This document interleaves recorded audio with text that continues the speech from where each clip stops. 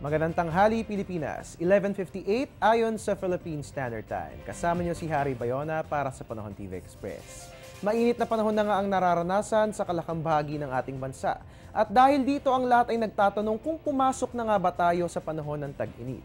Well, ang sagot ay hindi pa po, no? Wala pa po tayo sa panahon ng tag-init dahil ayon sa Pag-asa, hindi lang naman po kasi ang mataas na temperatura ang basihan sa pagdedeklara ng hot and dry season at meron pa tayo umanong ibang mga indicators na kailangang tignan. Isa po sa mga ito ay kailangan ma-terminate na ang northeast monsoon o sa madaling sabi, dapat hindi na po ito iiral dito po yan sa ating bansa.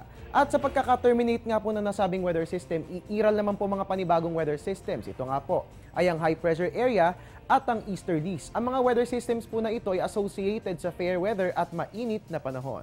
Kapag naobserbahan na ang apat na indicators na yan, it is only then that we can declare the onset of the hot and dry season. Ayon pa sa Pag-asa, manatiling nakaantabay lalo pat nakikita na natin ang pagdedeklara ng panahon ng tag-init ngayong linggong ito. At mga kababayan, sa ating pagbabalik, alamin po natin ang mga detalye sa ating global weather news. Dahil kasalukuyan pong nakararanas ng dust storm dyan po yan sa Arizona sa bansang Estados Unidos. Antabayanan po mga detalye sa aming pagbabalik.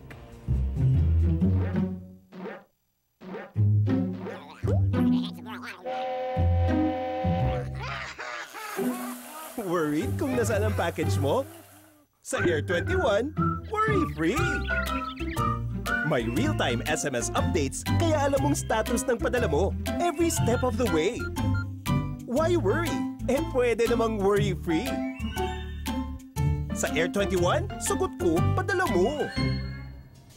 Para po sa ating global weather news, dust storm nananalasa sa Phoenix at Tucson, Arizona sa bansang Estados Unidos. Ang dust storm ay isang meteorological phenomenon kung saan ang mga alikabok at buhangin sa isang dry surface ay tinatangay ng malakas na hangin at sumasama sa atmosphere. Karaniwan itong nararanasan sa arid at semi-arid regions.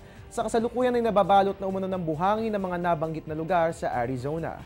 At dahil sa paglala ng visibility level, nagbabala ang Arizona Department of Transportation na iwasan muna ang paglabas ng bahay at ang pagbiyahe sa kalsada para maiwasan din ang mga panganib na dulot ng nasabing dust storm.